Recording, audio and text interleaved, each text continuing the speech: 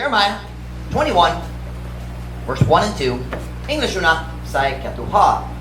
The word which came unto Jeremiah from the Lord, when King Zedekiah sent unto him Pashur, the son of Melchiah, and Zephaniah, the son of Maaseiah, the priest, saying, Inquire, I pray thee, of the Lord for us, for Nebuchadnezzar, king of Babylon, maketh war against us. If so be that the Lord will deal with us according to all his wondrous works, that he may go up from us. Bisaya. Ang pulong nga miabot nga to ni Jeremiah, ikan si Ginoo, sa diha nga si Haring Zedekiah, may padala nga to kaniya si Pashur, nga lalaki na anak ni Melchiah, ug si Zephaniah, nga lalaki na anak ni Maaseiah, ang pari nga nagaingon, pangutana ako naghangyo kanimo. So ang hari nagpadala nini nga mensahe naton sa propeta nga si Jeremiah. Pangutana ako naghangyo kanimo sa Ginoo alang kanamo. Kay si Nebuchadnezzar, pero yung tao, lahi ang pronunciation, pero yung tao, Nebuchadnezzar, hari sa Babylonia, nagahimo og gubat batok kanato. Kon sa ingon nga ang Ginoo motagad kanato sumalat sa tanan niyang kahibulongan nga mga buhat nga siya motalikod, nag-story kabayan sa hari Nebuchadnezzar, nga si Nebuchadnezzar motalikod gikan kanato, meaning dali na siya magatake kanila. So my message tonight. When God's people, paminaw na? Oh, tindog na. When God's people want God's help, but not His guidance. Kung ang katawhan sa Diyos ganan sa iyang tabang, pero dili sa iyang paggiya. Sakto, in translation. When God's people want God's help, but not God's guidance. Magampo na tayo kung magalingkod para sa mensahe karon hapon. Dearly Father, would you please bless the service right now? Would you fill me with your spirit? Would you help the children to listen carefully and sit still? Help them not to talk. Lord, I pray, God, that you'd help every person here to listen. Lord, kung naitaw tayo nga wala pa na luwas, paliw, Ginoo, luwas sila karong gabi. Lord, would you work in hearts right now? Would you save souls? Would you change lives? Would you make a difference? Lord, I pray, God, if someone's here who's not yet been baptized, I pray, Lord, they make the big decision to be baptized tonight, to follow you in believers' baptism. Lord, I pray, God, that tonight you'd work in hearts. Bless me, dear God, as I preach. Fill me with your Spirit. Help me to say what's needed. Help my Messiah to be clear. Bless, dear God, I pray, in Jesus' name. Amen. Pwede ka mo maglingkod. Now, sa atong mga bisita, dili perfecto kyura kung Bisaya. So, usay, magsago ko, English Bisaya, halo-halo, pero magsulay ko, magwali sa Bisaya karon. Pero mga kung maminaw lang, mga bata, ay magdulat-dulat. Tingko sa talita madugay. Pero kung ang bata mo dula, ako madugay gyud sa mensahe. Alas 12 lang, muhuman ko. Saya magdulat ng ba. Joke lang. Paminaw lang. Ang story nga gibasa na to. The story we just read absolutely amazes me. Wala bing nahibulong ko ni ining a story. Sakto ba? Si Zedekiah, ako nagwali kabayan niya kanina. I think just last week lang, nagwali ko kabayan ni Zedekiah. Or Zedekias. Sa English, Zedekiah. Si Zedekiah, siya ang kinalasang hari sa southern kingdom of Judah dito sa land of Israel. During his reign, diyan sa panahon sa iyang paghari, ang King Nebuchadnezzar nag-atake sa Jerusalem, nagbungtod sa Jerusalem, defeated Jerusalem, and carried the people away to captivity for the third time. Ang ikatulong nga naitawag, gidalang nga ito sa pagkabinihag dito sa Babylon. But this time, King Nebuchadnezzar completely destroyed Jerusalem. I don't know what the word for destroy means. Sa English, razed, meaning nagtawag nga ang utod, nagpatumba ang tanan, kaysa taway, nagpatumba sa tanan. I mean, he flattened everything. Burned the city down, nagsunog sa tanan, nagpatumba sa mga baril, destroyed the entire city during the reign of Zedekiah. I think it was last week, niyaging Domingo sa buntag, basing nagwali ko kabayan sa kabayan ni Zedekiah, ang iyang tibok. See if anybody remembers this. Unsa nagkontrola sa tanan mga decision ni Zedekiah? Anybody remember? iyang kahadlok. O last week kita nakikita sa resulta kung ang tao mo tugot ang iyang kahadlok maghimo or mag-control sa iyang mga decision. And we saw last week ang tao nga naghimo sa tananing decision pinaagi sa kahadlok, ang iyang kinabuhi mo tapos sa katalagman. Sakto ba ang grammar? His life ends in disaster, katalagman. Today I want to talk about this one little story from the life of Zedekiah. Meaning a story si Zedekiah na hadlok pagusab. For months, daghang bulan, daghang tuig, si Jeremiah nagwalik ang Diyos mohukom sa sala sa tao sa Jerusalem. Ang Diyos mopadala ni Nebuchadnezzar o iyang kasundaluhan aron magataki sa Jerusalem o siya mohukom kaninyo kung dili ka mo mobiya sa inyong sala o mo sunod sa sugo sa Diyos, ang Diyos mohukom kaninyo. O niyan ang tibok panahon, si Zedekiah o iyang katawhan nagbaliwala sa pulong ni Jeremiah, nagbaliwala sa pulong sa Diyos. Gayon, si Nebuchadnezzar niabot na. Samang papasiya ni Jeremiah, si Nebuchadnezzar niabot ug nagsulong, nagpalibot siya sa tibuok og syudad sa Jerusalem ug sa kalit lang si Zedekiah ug kanadiyang katawhan nga nagbaliwala sa Dios sa kalit lang espirituhanong gyud silang tanan. All of a sudden they're spiritual again. Walay labot kabayan sa Diyos, walay labot kabayan sa iyong pulong, dili mo basa sa Biblia, dili maminaw sa pagwalik sa men of God, wala sila labot, hangtod ang problema ni abot o kalit lang, interesado na sila sa opinion sa Diyos. Dili ba ka nang kinaiya sa tao? Dili ba ka nang kinaiya ka nato? Nato. When everything's good in our lives, kung mayo na ang tanan, na kung nung natadali ko kinang sa tabang sa Diyos, akong makapaandar sa akong kauliyong kinabuhi, dahil ng problema mo abot. Ho! Kinaulang ko mo direkto sa pastor, mga ayaw, kasya mag-ako para na ako. Mao ba? Kanang naitabo din. Kanang naitabo din na sa kinabuhi ni Zedekiah. Naglayo siya gikan sa Diyos.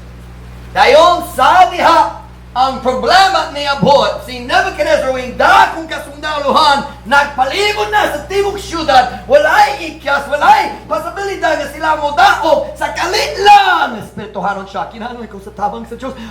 And he sent messengers to Jeremiah. It's funny how many Christians do the same exact thing. Naluwas na sila, pero busy kayo sa ilang kauliyong kinabuhi, wala sila time para sa Diyos, wala sila time para sa simbahan, busy kayo. Di ko tayo mo ba sa Biblia? Tayo ng problema umubot sa ilang kinabuhi. Dugay kayo sila nahisala agikan sa Diyos. Tayo ng problema umubot o sila mag-pek. Ginoo, asa man ka? And God says, wak ko nagbalhin, ikaw na lang.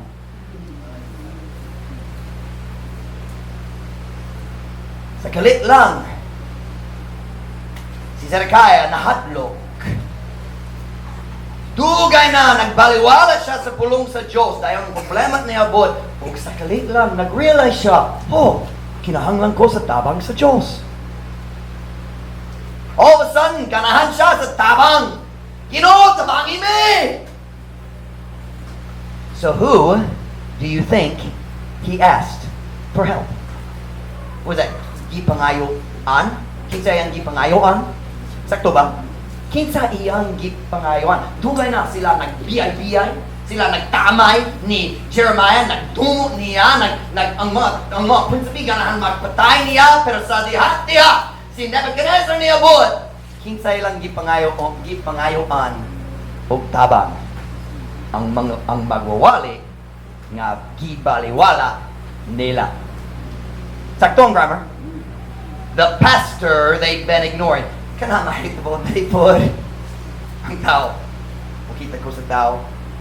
Kasing sila mo hapit sa simbahan or ako makita nila dito sa dalan. And the conversation goes like this. Pastor, paula ko ako nagsimba dugay kayo. Pero prihog ang pura para sa mama na siya sa hospital karon. Siyempre ako mo para sa mama. Pastor, paula ko pastor. Paula ko pero pastor, what me kwarta para sa tambal ni mama karon. Diba? And here's the follow-up. Always, kini ang saad nga mo sunod. Pastor, magplano ko magsimba karon Domingo. Aha. Pero ka na nga ito po sa story. Wala'y bago butang diha sa kinaiya sa tao. Si Zedekiah, Nana, si Nebuchadnezzar! Magpadala ko messenger nga to ni Jeremiah, pangayo og tabang sa Diyos. Jeremiah paliw, apo sa Diyos, para kanamo.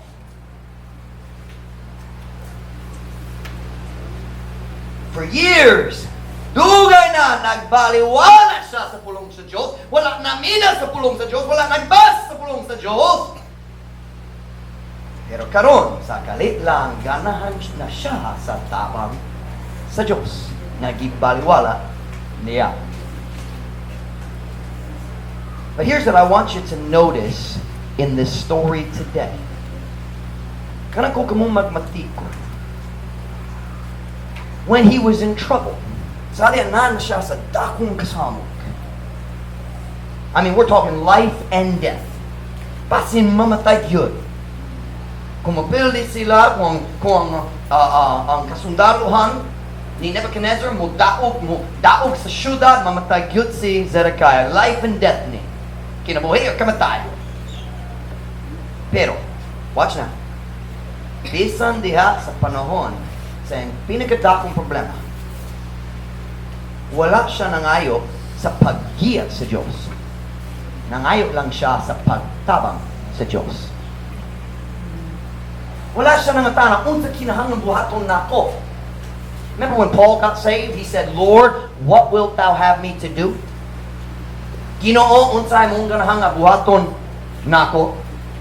He didn't say, what should I do? Wala siya nangatana. Jeremiah, paliw, dulang sa Diyos, o portaniya, unsang saktong buhaton na mo. He didn't say that. And now, on verse 2, Jeremiah 21, verse 2. Jeremiah 21 and verse 2. Kung nasa, amen? Amen. Inquire, I pray thee, of the Lord for us. Sa Bisaya, pangutana ako naghangyo kanimo sa Ginoo alang kanamo. For Nebuchadnezzar, king of Babylon, maketh war against us.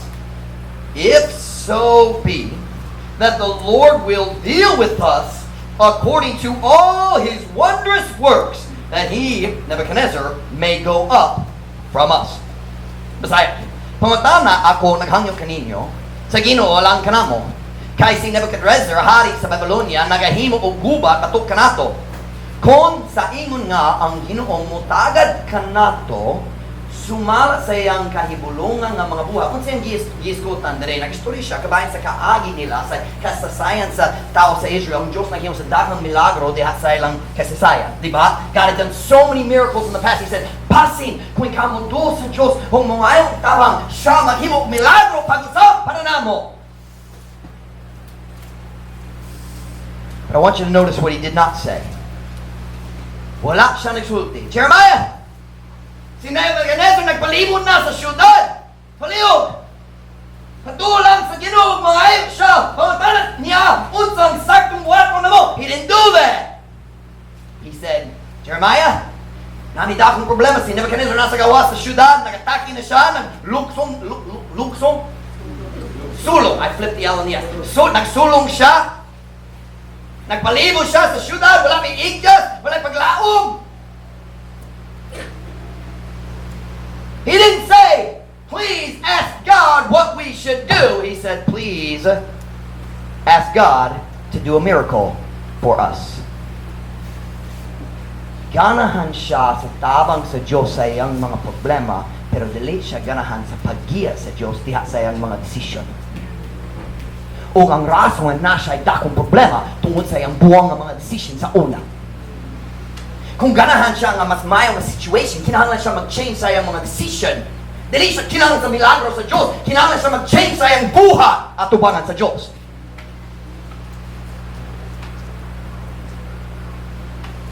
Ang rason nga na siya sa kasamong, nasa siya dakong problema, dakong kalistana. Tungod nagbaliwalay siya sa pulong sa Diyos, dugay na. Pero sa diha, nangayo siya sa tabang, wala siya nangayo sa paggiya. Wala siya nangatana, unsang angay nga buhaton na mo. He said, ask God to do a miracle.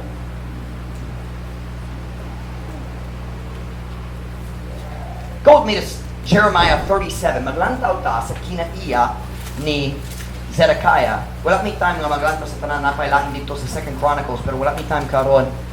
Kay gutom ko mo, basin magmugot kung madugay ko magwali. Jeremiah 37 verse 1. Jeremiah chapter 37 verse 1. Mulantaw ta diri verse 1 and 2. Mukita ta diri sa tasan ni Zedekiah.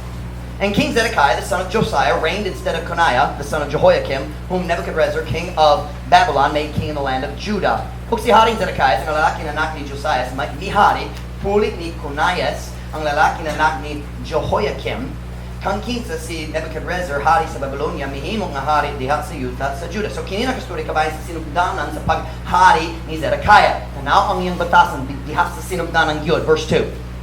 But neither he nor his servants, nor the people of the land did hearken unto the words of the Lord, which he spake by the prophet Jeremiah. Apan wala siya, ni ang iyang mga sulugoon, ni ang katawhan sa yuta, naminaw nga to sa mga pulong sa Ginoo nga iyang gisulti pinaagi sa propeta nga si Jeremiah. Nga naman si Nebuchadnezzar na dito nagpalibot sa syudad sa gawas, tungod sa dugay na mga tuig na ang tibok nasod sa Israel, sa Judah, nagbaliwala sa pulong sa Diyos nga giwali pinagi ni Jeremiah. They ignored God's words. And may I say to you today, you young people, look at your pastor. You adults, listen to me now. When a culture or a family or an individual decides to ignore God's word, they are headed for destruction. Kung ang culture ang nasod o ang pamilya or ang puskataw lang, kung siya mag-decision sa pagbaliwala sa pulong sa Diyos, padulong na siya sa kadaot. Padulong na siya sa katalagman. Zedekiah and his people had ignored God's word, o karon ang resulta niabot na si Nebuchadnezzar sa gawas ug sa kalit lang ganan sila sa tabang sa Dios tungod ang resulta sa ilang maot mga decision na dili ba kana tinuod kita masayo wala problema padayon na lang ang pastor mawali dili mangninaw sa pastor ang pastor mag-warn kabayan sa salat padayon gihapon diha sa salat dayon ang resulta ang bunga sa atong salat moabot o kalit lang. Ginoo, asa man ka? Diba? O watch now. Bisan sa diya na siya sa dakong problema, dakong kasamo. Bisan sa panahon nga basin siya mamatay. Bisan niya ng panahon na wala siya nangayo sa paggiya sa Diyos. Nagato pa siya, kaya na akong pag-ponder sa akong kaulayang kinabuhi. Kinala sa tabang nimo. I only need you to do a miracle to fix the problem. Di ko kinala sa imong paggiya. Okay naman ko. Kinahangar ko sa imong tabang sa akong mga problema. Na.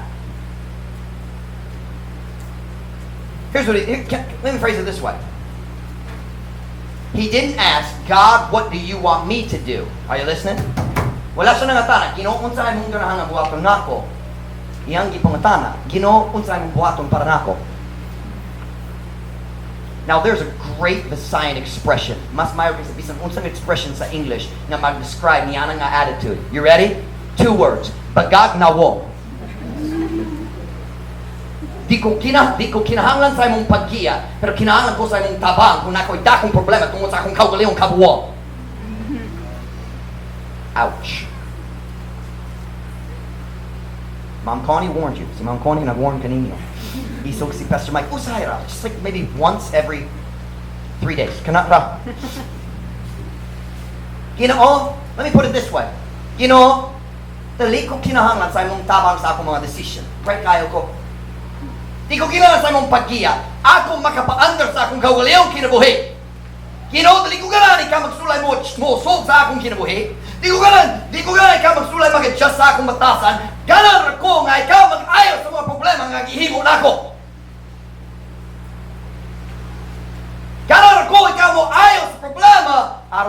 magpadayon ko diha sa akong kaugalingong plano. Now God, you just need to be a good little God and support my decisions. Pagbinutan lang. Pagbinutan lang, puyos na lang, tabangin ko sa I have my own plan, dali ko ginatay mong paggiya, pero tabang lang ka na ako kung may problema. Pagagnawong. Walay kaula. I love the phrase pagagnawong. Walay pa rin sa English. Thick face. This lahi man, lahi. Paminaw na, kanang attitude ni Zedekiah, pero kinang problema, kanang attitude sa daghang Kristohanon po. Ay, listen. Ginoo, ayaw mo sugo-sugo ka na ako. Tabang lang ka na kung na ako'y problema. Otherwise, pasagdi ko. Pastor Mike, I would never say that, but we act that way. How about this one? Ako magpa-under sa akong kaugalingong kinabuhi, pero nag-inspector ko nga ikaw mag-atiman sa akong kinahanglan. Dili ko mo sunod sa imong plano, nagsunod sa akong kaugalingong kabubuton, magbuot-buot ko, pero nag-inspector ko ikaw mag-atiman ka na ako. Magagnawo.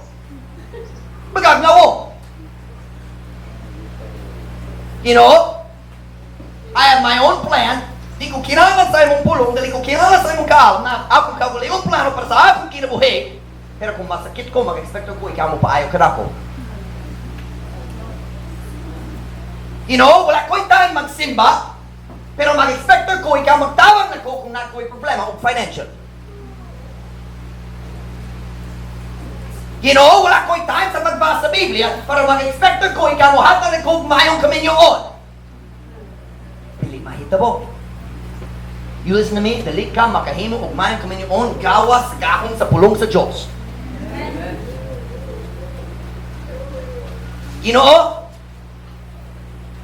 Dili ko ganan na ikaw mo usog sa akong kinabuhi, ayaw mo sulay mo change sa akong music. Ganan ko sa akong kalibutan ng music, dili ko mo tugo, ikaw mo change niya. Ayaw mo sulay mo change sa akong pamisi, sa akong hitsura. Ayaw mo sulay na kong lalaki na short hair, babae na long hair. Don't tell me that. I'll make my own decision. Pero kung nako'y problema, ikaw kinala mo tabang na ko. Ayaw mo sulay na kong ang lalaki, kinala magsulong slack, babae magsulong sayaw. Ayaw mo sugo na ako. Ako mag-ihimo sa akong kaugalingong decision. Hindi ko kinala sa mong tabang. Sa kinahangaran na ikaw tabang na ko sa mga problema. Kanaking mong katungdanan, akong mugiya sa akong kaugalingon. Can I say that, mugiya sa akong kaugalingon? I just made that up just right now. Ginoo, ayaw mo sulti na ko nga sala ang akong mga movies.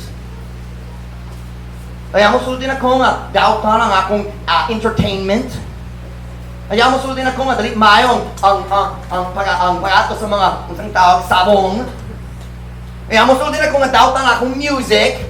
Ako magahimo sa akong kaugalingong decision. Dayon kung na problema ako nag-expect ikaw mo atiman nako. Ayaw mo sulay mo change sa akong barkada.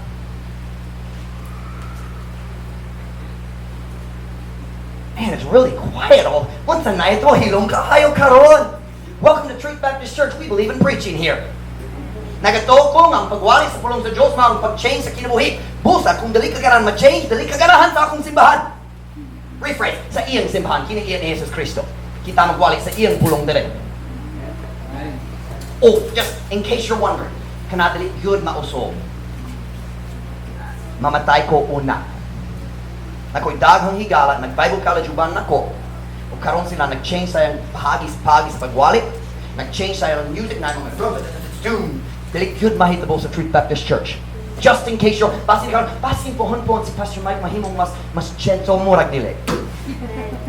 5 years na, happy 5th anniversary. Sa atong simbahan, 1 week old lang. Sa among ikaduha nga Bible study, nagwali ko batok sa sala. Dili ko mag-stop karon. Ang sala mao ang muguba sa mga kinabuhi sa tao o kinahanglan tao pastor nga mag-warn ka na o kabahin sa destructive power of sin. Dili ko mag-change niya na karon. Na mga tao musulti na ko, Pastor Mike, kung Ikaw magwali nga maisog ang tao, dali mo balik, dali ka nang rasang ako mawali, dali ko mawali aron ng tao mo balik, ako mawali aron ng tao nga magpadayon, ma-change. Tungkol kabalo ko, kung ikaw mo tulo ang pulong sa Diyos mo, usop sa mong kinabuhi, malipayon yun ka sa katapusan.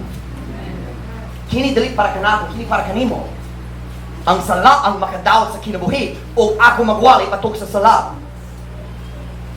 O basta lang ang tao magbaliwala sa pulong sa Diyos, magpadayon sa iyang kaugalingon, agyanan, iyang kaugalingon dalan, ang sala mo guba sa iyang mga relasyon, sa iyang paglaom sa umaabot, sa iyang pamilya, sa iyang kaminyoon. God's way still works. You hear me? Ang paagi sa Diyos makauswag pa sa 2022. Welcome to Truth Baptist Church. I'll be nice now. Dearly beloved, ang Diyos na higumag yun kaninyong tanan. Kung ganan siya mong bless sa inyong kinabuhi, o kung ganan ka sa inyong blessings, kinahanglan ka mag-stop sa sala.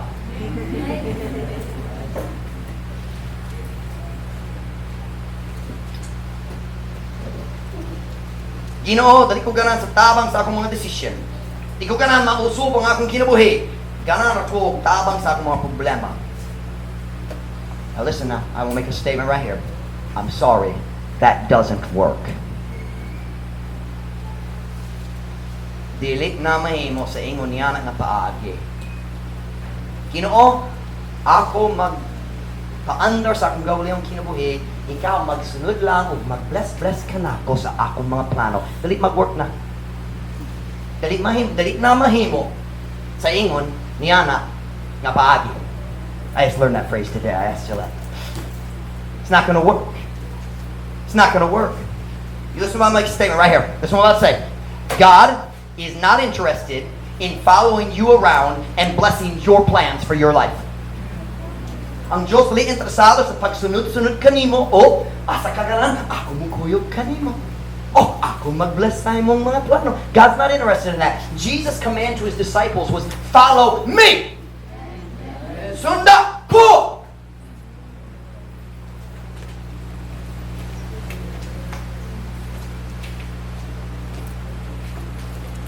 Kining message right here. Ready?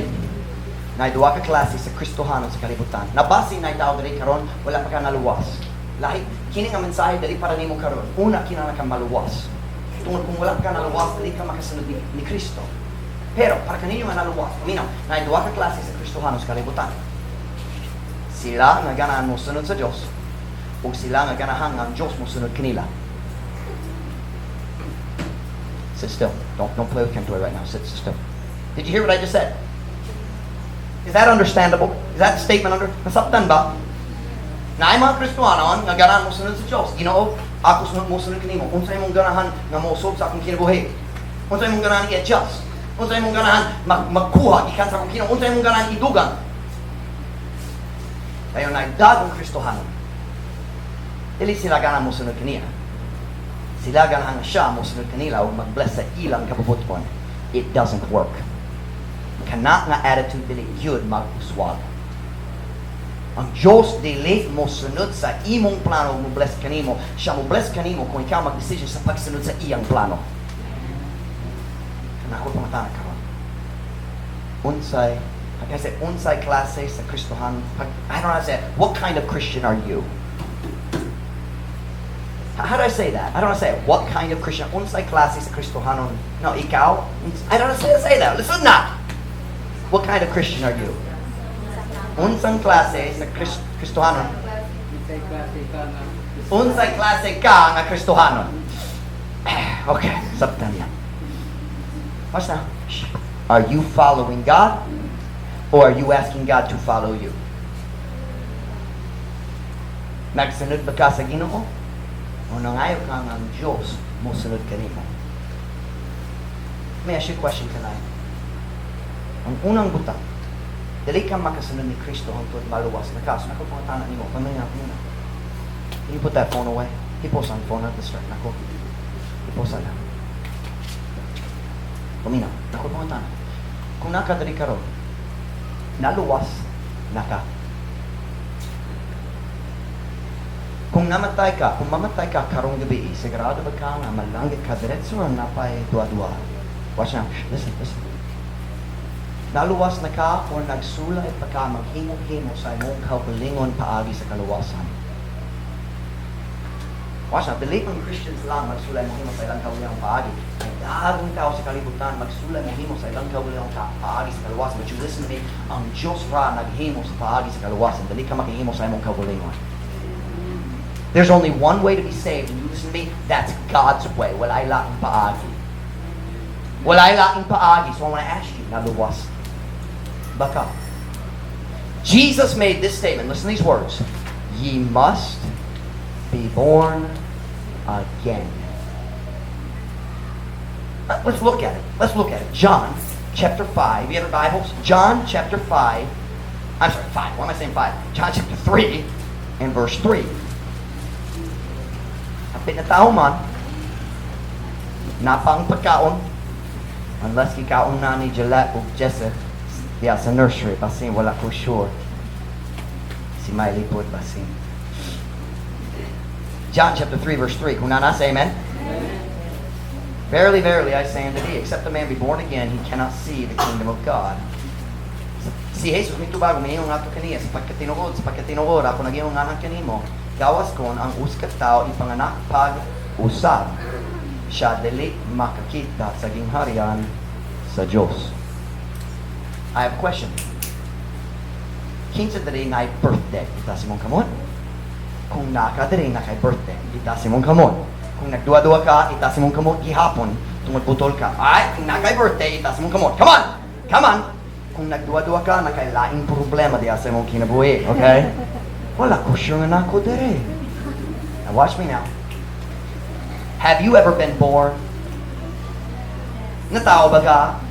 Do you know you've been born? You know, birth is not something you doubt about. Basin wala pa ko natao. Asa akong mama, kinahanglan kong mga tanan niya, wala ko na inumdam sa akong pagkatao. Mutawag ko kaniya, mama, natao na ko!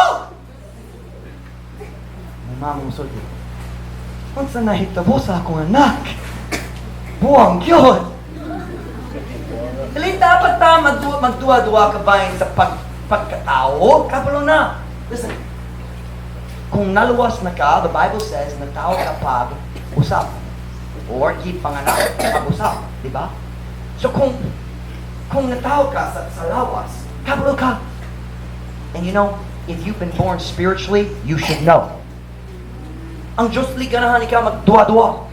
Ang Diyos ganahan nga ikaw sigurado na naluwas na ko. Kung mamatay ko karon for sa 50 years pa, malagi yun ko kasi tungod si Kristo niluwas na ko, nihatan na ko sa regalo na kinunulay katapusan. You can know. You listen to me this morning. Dili gyud ka makasunod sa kabubuton sa Diyos para sa imong kinabuhi hangtod maluwas na ka. Ug base na itaw diri, wala pa ka naluwas. Kani ang buntag si Eden, nakabis na first time. Si Jeanette nag-share kaniya, naluwas na siya. Amen? Amen. Ug base na itaw diri, ug sa imong kaugalingon kasing-kasing. Nahigamay nga duwa-duwa. You listen to me. Listen to me. Kini ang problema sa mga tao. Usahay maulaw ta nga moangkon nga naay duwa-duwa. Ay listen. Ay daghang tao nga moato sa impyerno tungod sa kaulaw. Maulaw sila nga mag-admit, yeah, wala pa ko siya basin, wala ko naluwas. Oh, Pastor Mike, na faithful ko sa simbahan. Okay, but that's not, dili ka maluwas, pinagi sa simbahan. Pastor Mike, na akong kaugalingong religion, wala'y lamot na sa kaluwasan. He must be born again. Shh, bata pa nina, pinatao man. So kinakong pangatanan. Are you sure you're saved, or are you trying to make your own way? Ay daghang tao kuno na kinahanglan ko bubuha og mayo aron si Jesus muluwas na ko kanadali ang paagi sa Dios para sa kaluwasan. The Bible says Ephesians chapter 2 verse 8 paminaw ni kay tungod sa grasya kamo nang luwas pinaagi sa pagtuo o kanadali sa inyong kaugalingon kini ang gasa sa Dios dili sa mga buhat aron walay si bisan kinsang taong gayon nga magpasagarbo. So nangatana lang ko karon, ikaw ba naluwas? Kung wala pa ka naluwas, dali kinahanglan makulang kabayan nga na, pwede ka maluwas karon. Kanamura sa natay service karon, aron na tao pwede maluwas. Number 2, kung naluwas na ka, watch now. Nagpabaptize ka, sungkad sa imong kaluwasan. Kana ang unang lakang sa pagsunod ni Kristo. Diya sa imong Christian life. Ang baptism, dali mo luwas ni mo. Ang baptism mo pakita ra sa imong pagtuo diya ni Kristo lamang para sa kaluwasan.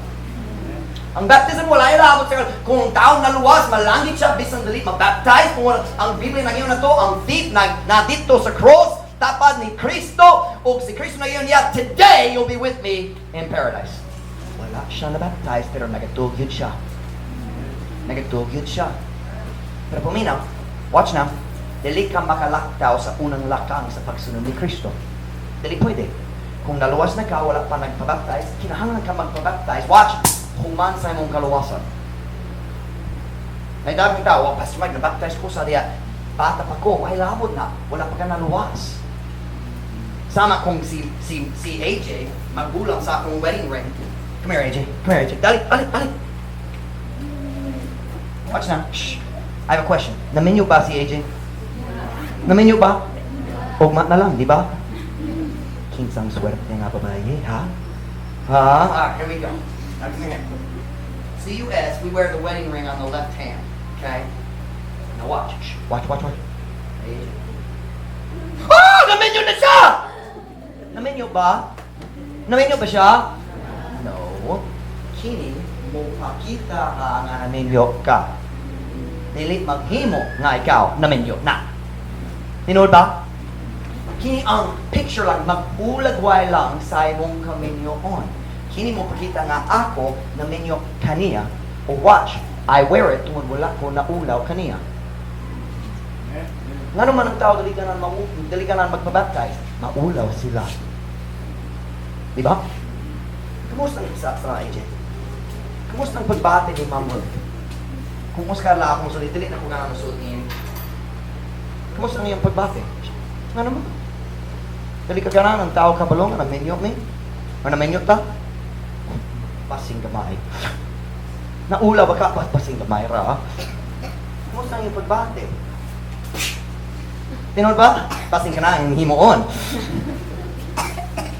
Kung si Jesus niluwas mo dahil ni kamo, hindi ka na mag-baptize. Tawato na ko ang imong kaluwasan, pero maulaw ko kanimo. Grabe kayo. Diba? Pamina na, kung naluwas na ka, dapat ka magpa-baptize. Aron, mapakita sa uban na naluwas na ka. Dayon, ikaw, kanang pagi nga mo apil ka sa simbahan, ikaw masulit na, nagatungo sa mga kaninyo, kanang kung magpa-baptize, dere, tungkol priya, tungkol pagtuko. Kanang katuyon sa baptism. Kanang man. So my question, are you saved? Naluwas na, Pastor Mike, naluwas na ko, nainom mo sa panahon, pasing wala ka kabalo sa pizza, pero nainom mo ka sa panahon, asa the pit, kitang share ka nimo, naluwas na ko, nagatuko ni Kristo lamang para sa kaluwasan, nindot na, nagpabaptize, Pastor Mike, nagpabaptize na ko, nindot yun, nag-start ka sa pagsunod ni Kristo, naapon sa mong buhatong sunod. Magsunod ka sa plano niya, o magsulat, mga ay na siya mo sunod kanimo sa imong kaugaling plano.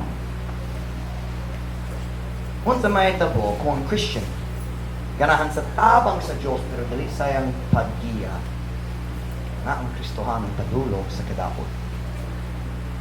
Ako maghagi kaninyo, himong decision. Ako, maring kamo sa pagsunod sa iyang plano, dali sa akwa. On every head bowed, every eye closed.